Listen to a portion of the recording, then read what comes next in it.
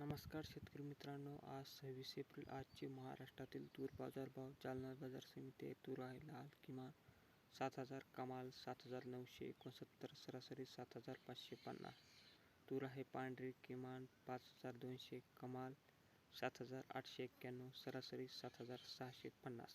त्यापुढील बाजार समिती अमरावती. तूर आहे लाल किमान 7,300, कमाल 7,811, सरासरी 7,555.